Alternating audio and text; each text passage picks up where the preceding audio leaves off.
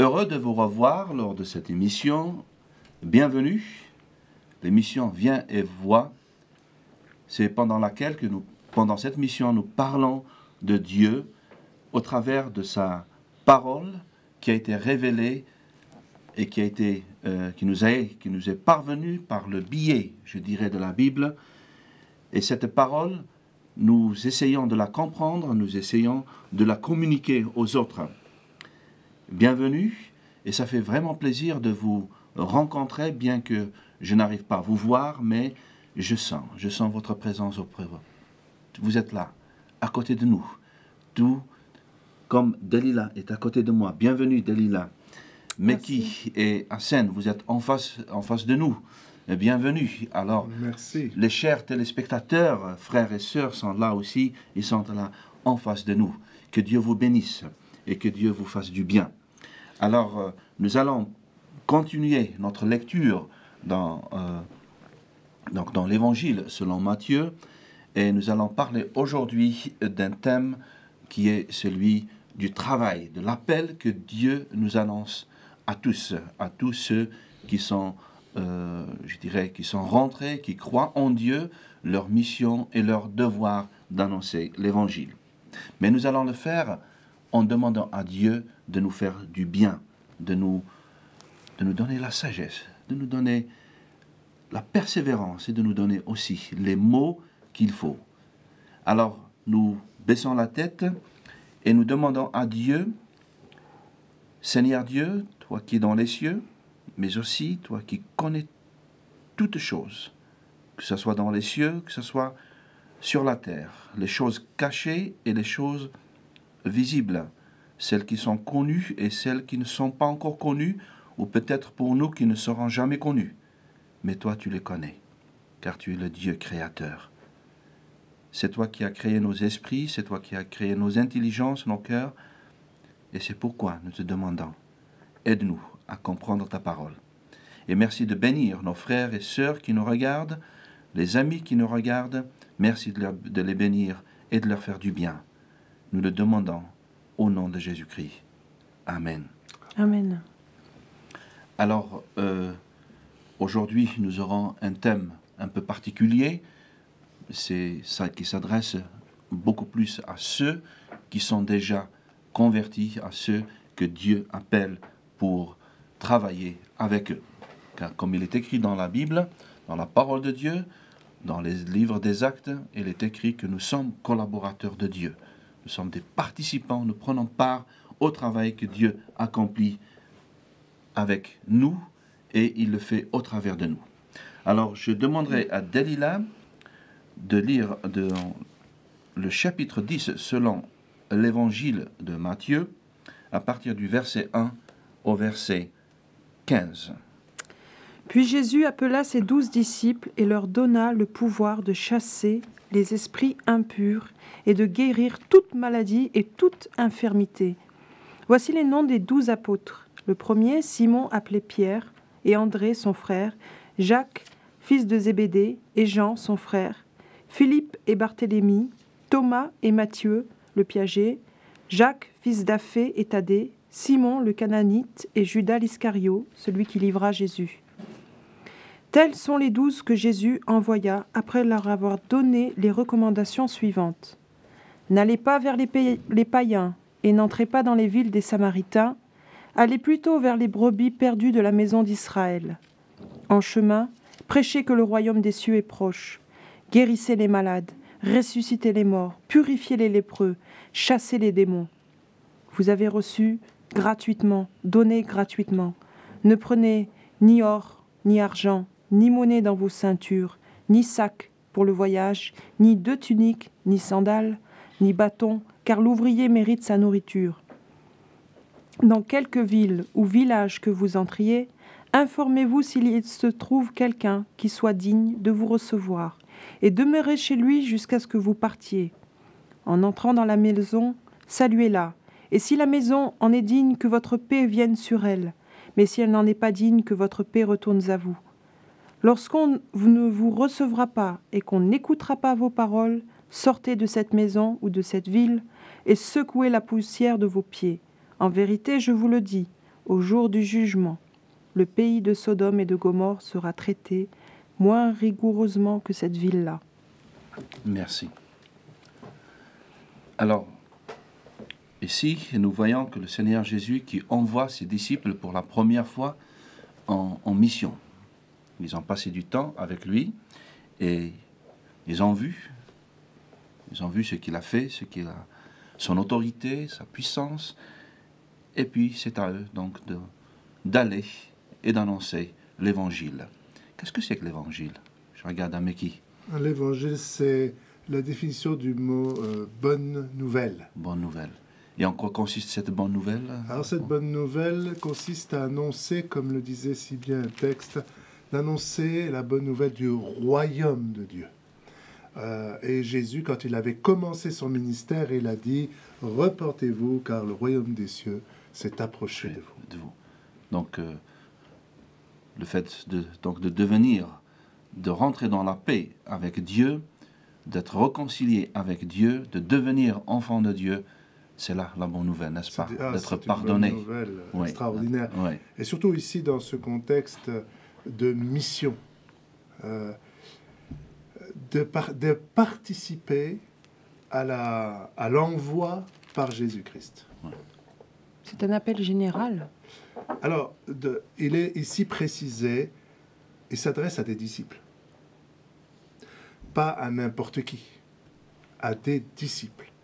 Et toutes personnes qui se reconnaissent comme telles sont envoyées par Jésus-Christ. Et qu'est-ce qu'un disciple? Je te laisse...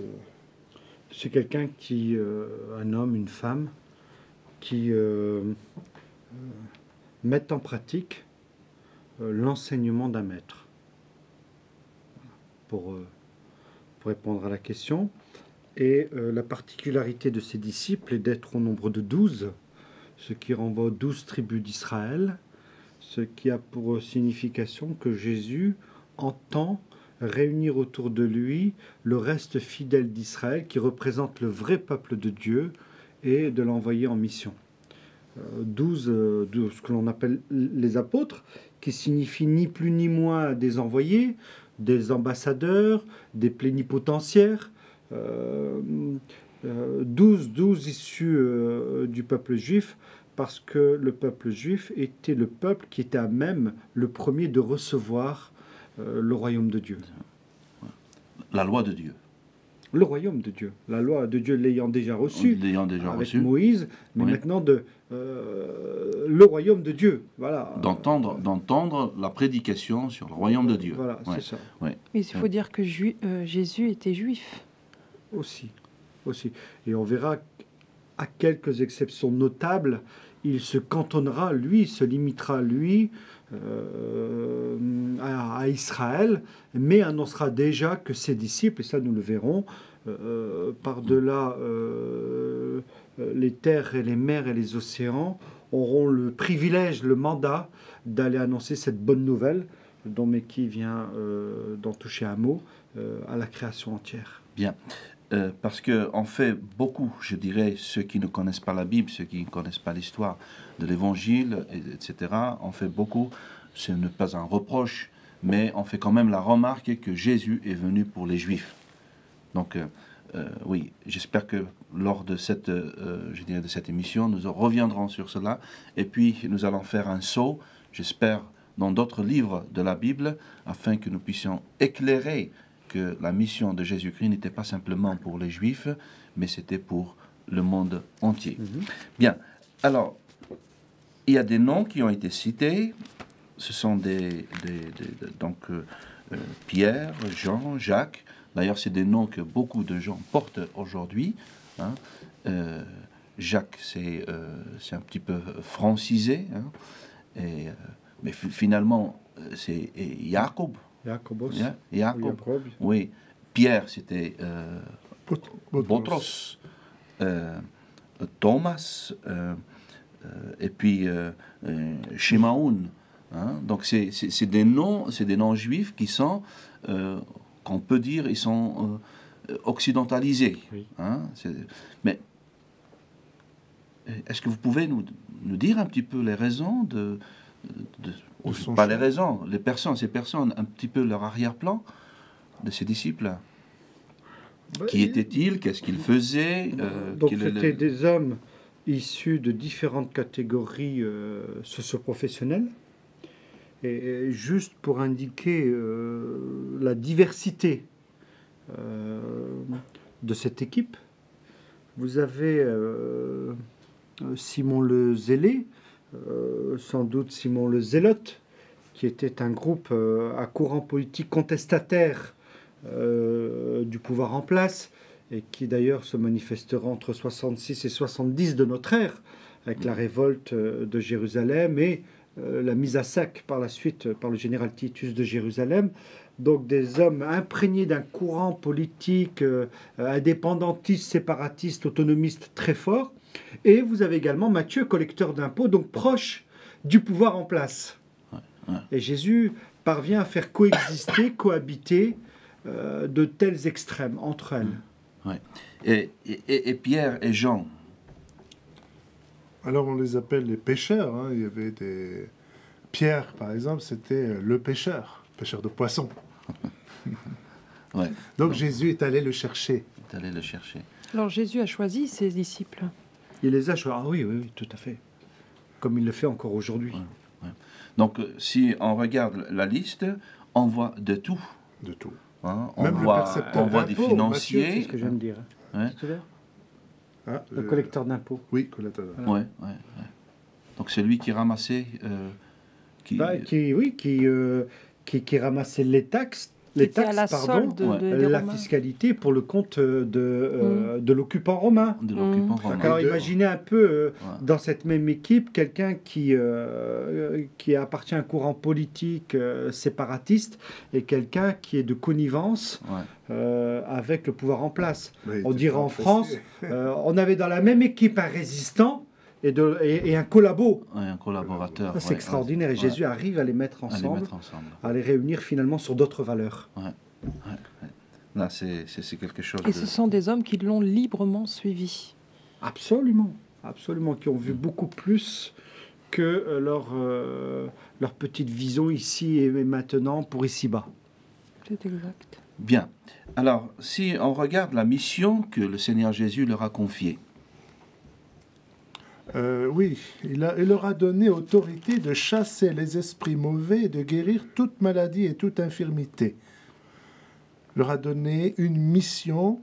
Et ce qui est intéressant à relever ici, c'est l'autorité que Jésus leur confère. Alors, l'autorité sur les esprits, c'est quelque chose de tout nouveau pour les disciples.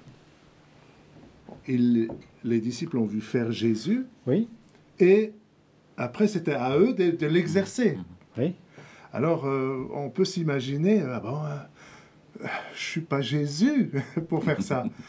Comment il faut faire? Donc, même, voilà, donc ce qu'on peut dire, c'est quand ces disciples ont commencé, ils ont dû ils ont dû faire ça de façon timide, certainement. Ouais, certainement. Oui. Ouais, ouais.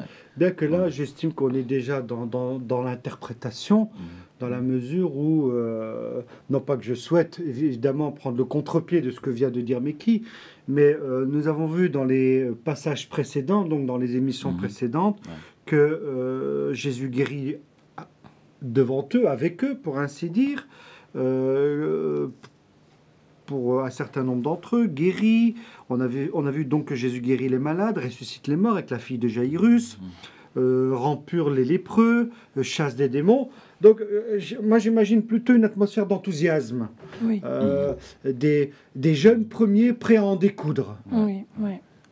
Est-ce qu'on peut comparer cela à notre conversion lorsqu'on on a connu le Seigneur, quand on Très est venu? Oui.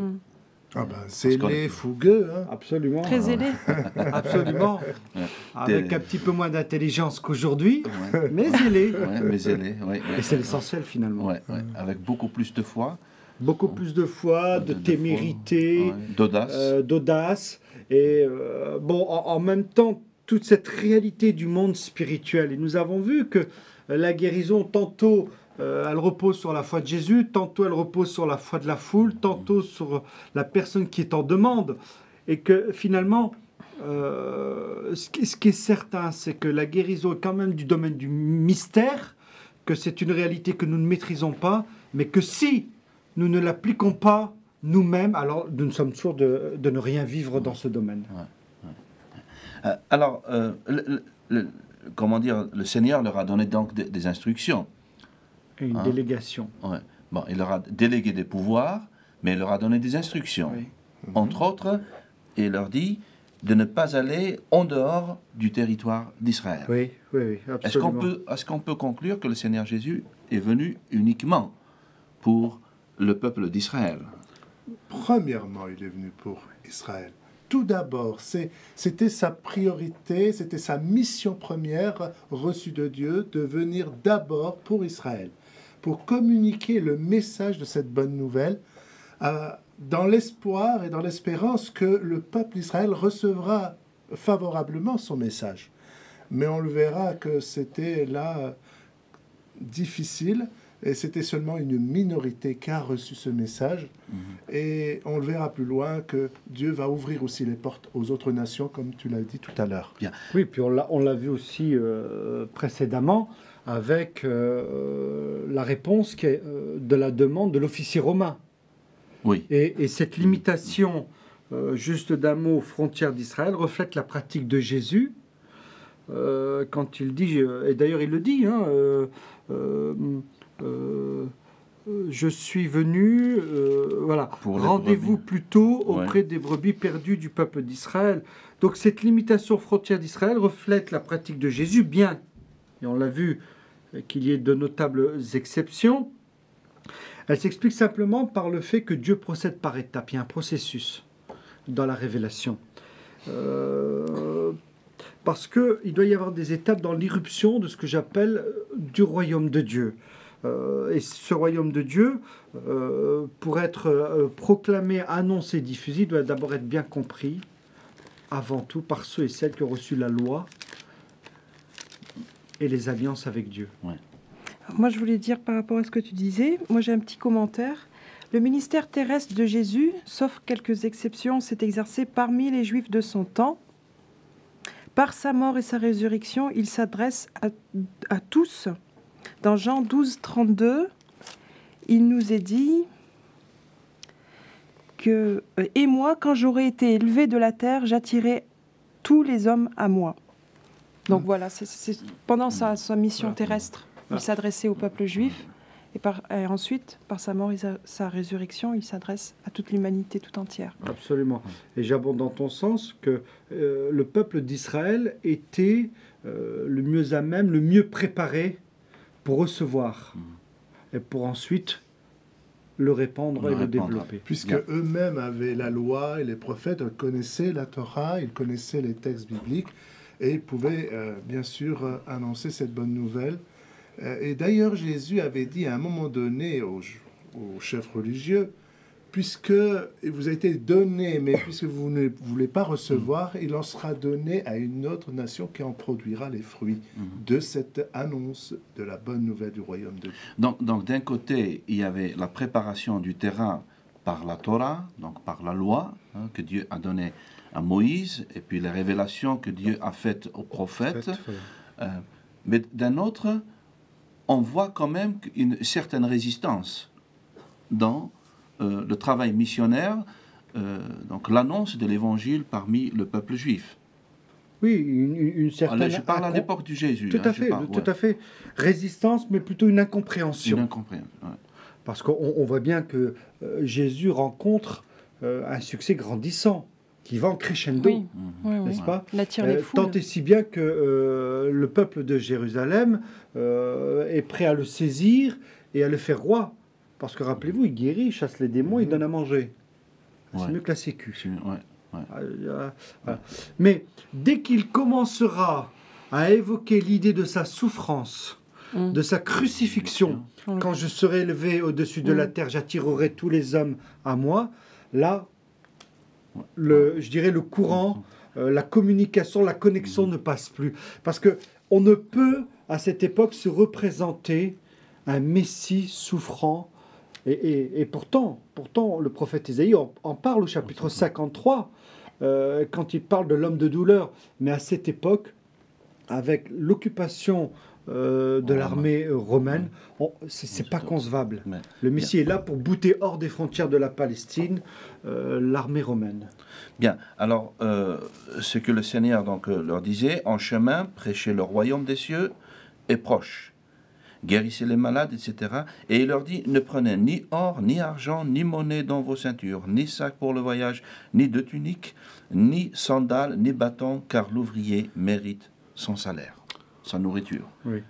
Alors là, ici, Jésus suggère que, ou je dirais même, il interdit d'acquérir un équipement de rechange. Et le texte nous montre bien d'avoir un second bâton, d'avoir une autre paire de sandales, qui finalement était le bagage de tout voyageur, d'avoir des vêtements de rechange. Et à la manière des rabbins itinérants ou des rabbis itinérants, les apôtres sont appelés à vivre de l'hospitalité et des dons qu'on allait leur donner.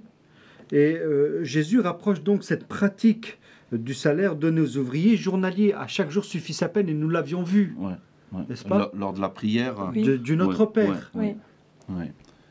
C'est-à-dire que Dieu pourvoirait à tous les besoins. Voilà. Oui. Et on peut voir que, métaphoriquement, mais je veux dire, on n'a pas à se préoccuper, à se charger d'autres contingences humaines que de la proclamation du royaume de Dieu.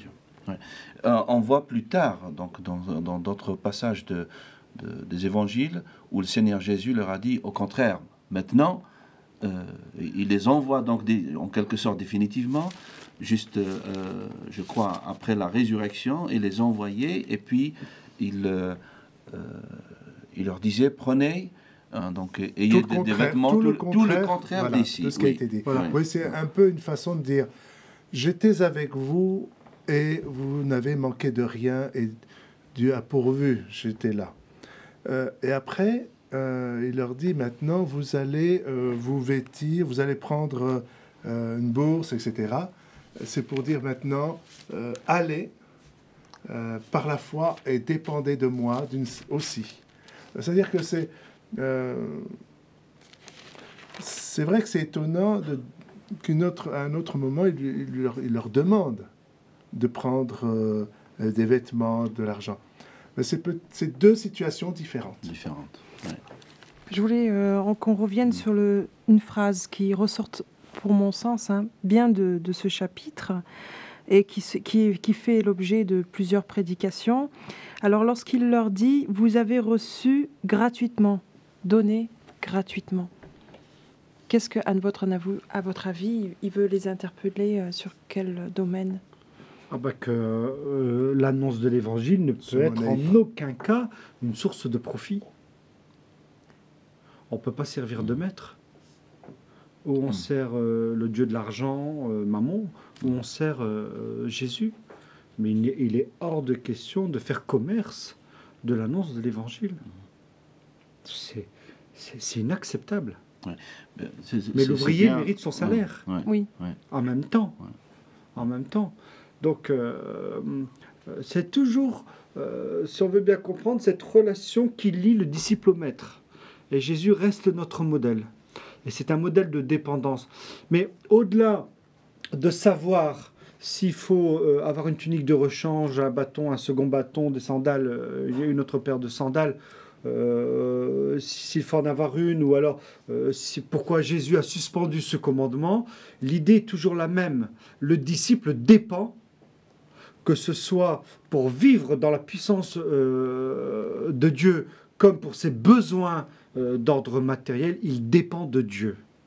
Bien. Merci Dalila de ce que tu as souligné ce point, parce qu'on fait des reproches, en ce moment, on fait des reproches aux gens, justement, qui fondent de l'évangélisation. On leur dit, bon, vous voulez acheter les gens, vous voulez... Les chrétiens bolderie, qu'on appelle. Les chrétiens bolderie. Bolderie. Alors, C'est-à-dire ouais. contre nourriture, contre argent, vous vous convertissez. Oui. Est-ce que c'est une c'est- pratique réelle ou c'est juste une accusation? Dans la forme, dans l'enseignement de la parole de Dieu, il n'est nullement question de se convertir à prix d'argent ou de monnayer l'évangile. D'ailleurs, Alors, plusieurs... si- Pardon, voilà. mais qui... Non, mais je t'en prie. Et si il y en aurait qui feraient ça, ben je crois qu'ils seront en contradiction avec l'enseignement du Christ. Du Christ, oui. On le voit avec le magicien Elimas. Oui. Ah oui, dans les actes des apôtres. C'est l'exemple que je voulais te citer, Ouais. D'accord. Ouais. n'est-ce pas? Oui, qui voulait Mais, la mais ce que je puissance voulais de Dieu. juste dire par là, c'est parce que c'est bien que Dalila les soulignait, c'est qu'aujourd'hui, on accuse des gens justement de profiter de la faiblesse des autres, de ceux qui n'ont pas à manger, De ceux qui- vivre de de l'évangile. vivre, etc. Non, pas simplement Non, mais de pas vivre ça. de l'évangile. Mais ce que je voulais dire, c'est que les gens, ceux qui annoncent l'évangile, justement, profitent de la situation de pauvres gens. Ah On oui. leur annonce l'évangile, puis Oui. on leur donne... Alors, Oui. en règle générale, ceux qui accusent comme ça, on l'a constaté, ceux qui accusent de cette manière, hein, il faut qu'ils se regardent d'abord. Bien, bien. Alors, donc, nous voyons ici le Seigneur donc, qui a donné des instructions, qui a donné, comment dire, qui leur a donné l'autorité, donc il les a investis de l'autorité afin de pouvoir faire ce travail. Ils sont équipés. Alors, juste un petit mot peut-être pour terminer. Juste un petit mot, ou je termine, quand vous voulez. Alors, ce que je sais, Ouais. c'est que comme Christ avait besoin d'être revêtu de la puissance de Dieu, eh bien, nous, les disciples de Jésus-Christ, avons aussi besoin de ce revêtement de Dieu, qu'est le Saint-Esprit, la puissance de Dieu. Et c'est ce qu'il dit, allez chasser les démons, guérissez, faites des miracles. C'est ces revêtements-là que le disciple est revêtu. Et c'est vers ça que nous tendons, et non pas pour le miracle, mais c'est parce que c'est pour que le royaume de Dieu s'étende. Merci. Alors c'est avec ces mots que nous allons terminer cette émission. Eh bien, Dieu nous a appelés à annoncer l'évangile gratuitement. Alors nous annonçons l'évangile gratuitement. Et Dieu vous appelle, eh bien, Dieu vous donnera la capacité de le faire, d'annoncer que Jésus-Christ est le chemin, la vérité et la vie, et qu'il n'y a pas d'autre chemin qui mène à Dieu. Ce n'est pas par les œuvres, ce n'est pas par notre religion, quelle que soit la religion, mais c'est par la foi en Jésus-Christ. Et c'est le message gratuit qui a été donné par Dieu. Alors que Dieu vous bénisse et qu'il vous fasse du bien. Nous nous retrouvons prochainement. Au revoir.